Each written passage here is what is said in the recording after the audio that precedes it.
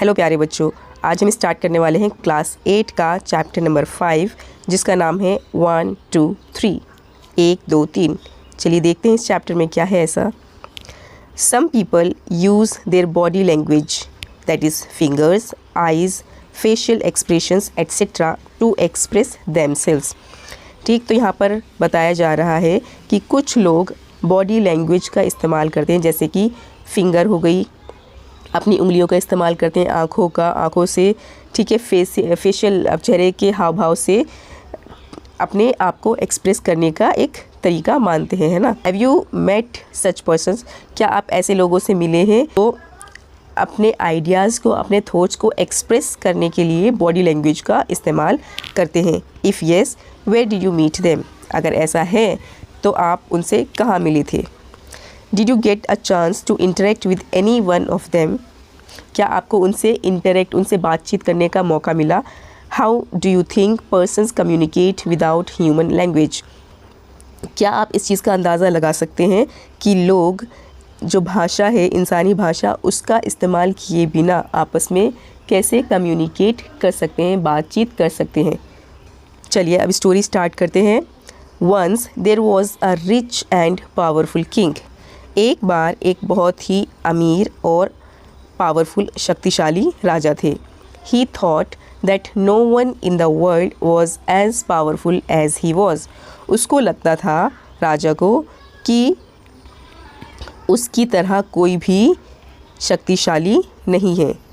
But he told no one about it, वो सोचता था कि उसकी तरह कोई भी शक्तिशाली नहीं है, लेकिन उसने ये बात किसी को भी नहीं बताई थी। One day he began to wonder whether other could guess what he was thinking. एक दिन वो सोचने लगा कि क्या कोई ये गेस कर सकता है, अंदाज़ा लगा सकता है कि वो क्या सोच रहा है।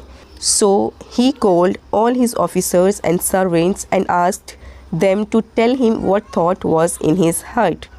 तो इसलिए एक दिन उसने क्या किया, अभी अपने सभी ऑफिसर्स को, सभी सर्वेंट्स को, नौकरों को, सबको बुला लिया और उनसे पूछने लगा कि वो बताएं कि उसके दिल में क्या चल रहा है। Many of them made guesses, बहुत सारे लोग तो अंदाज़े ही लगाने लगे। जाहिर सी बात है, किसी के दिल में क्या चल रहा है कोई भी नहीं बता सकता, तो सब लोग अंदाज़े लगाने लगे। But no one could satisfy the king with his answer, लेकिन कोई भी अपने जवाब से राजा को संतुष्ट नहीं कर पाया। Then the king ordered his minister to find someone who could guess his thought, तब राजा ने अपने मंत्री को ये आदेश दिया कि वो एक ऐसे इंसान को ढूंढे जो उसके थॉट्स को, उसके विचारों को, उसके मन में जो चल रहा है उसको गेस कर सके, उसका अंदाज़ा लगा सके कि राजा क्या सोच रहा है। He gave the minister exactly a month's time to find that person, राजा ने मंत्री को पूरे 1 महीने का समय दिया कि वो उस इंसान को ढूंढकर निकाले। The minister searched everywhere but he could not find anyone who could guess the thought in the king's mind, मंत्री बेचारा निकल पड़ा सर्च करने के लिए, ढूंढने के लिए, हर जगह उसने तलाश किया, लेकिन वो किसी भी ऐसे इंसान को नहीं ढूंढ पाया जो ये सोच सके, ये बता सके कि राजा के दिमाग में क्या चल रहा था, क्या चल रहा है। As the month was coming to a close, जैसे जैसे महीना ख़त्म होने को आ रहा था, the minister became quite desperate, मंत्री बहुत ही ज़्यादा निराश होने लगा, बेचैन होने लगा, है ना। मंत्री बहुत ज़्यादा निराश होने लगा, बेचैन होने लगा कि अब वो राजा को क्या जवाब देगा। But his daughter cheered him up saying that she would find the right man for the job, लेकिन मंत्री की बेटी ने अपने पापा को तसल्ली दी ये बोलकर कि वो उस सही आदमी को, उस काम के लिए जो सही आदमी है उसको ढूंढ लेगी। All right, let's see what you can do, said the minister, मंत्री ने जवाब दिया। उसके पास तो कोई रास्ता नहीं था अपनी बेटी की बात पर यकीन करने के अलावा, तो उसने कहा चलो देख लेते हैं कि तुम क्या कर सकती हो।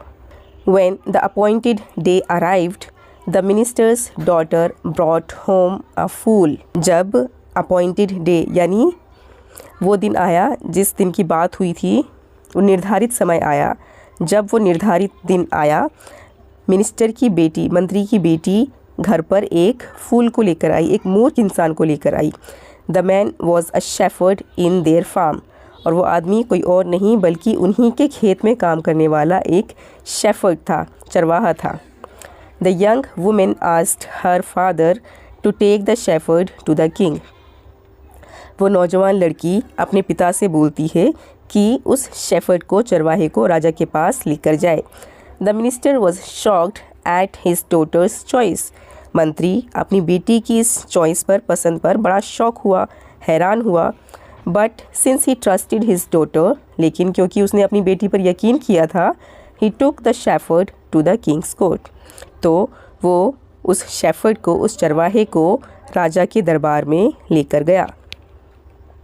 The court had already assembled, ठीक है, जो राजा का दरबार था वो पहले से ही असेंबल किया हुआ था, लोग वहाँ पर आकर बैठे हुए थे, विराजमान थे, राजा थे वहाँ पर।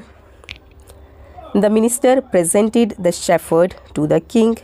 अब मंत्री ने राजा के सामने उस चरवाहे को हाजिर किया।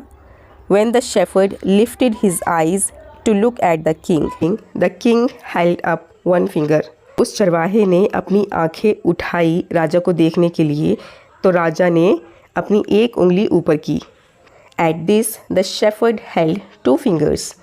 अब ये सब जब उस शेफर्ड ने देखा, चरवाहे ने देखा कि राजा अपनी एक उंगली उठा रहा है, तो मूर्ख था, उसने क्या किया, उसने अपनी दो उंगली ऊपर उठा दी। Then the king held up three fingers. तब राजा ने तीन उंगलियां ऊपर की। But at this the fool shook his head violently and tried to run away. जैसे ही राजा ने तीसरी तीन उंगली ऊपर उठाई, इस पर जो मूर्ख था वो, उसने क्या किया, बड़ी वायलेंटली, बड़ी गुस्से से, बड़ी तेज़ी से अपना पूरा सर हिलाने लगा, वो सर झटकने लगा और वहाँ से भागने की कोशिश करने लगा। The minister could not understand what happened.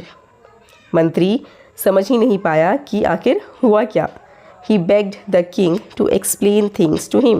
वो राजा से गिड़गिड़ाने लगा कि राजा महाराज, मुझे समझाया जाए कि क्या हुआ है।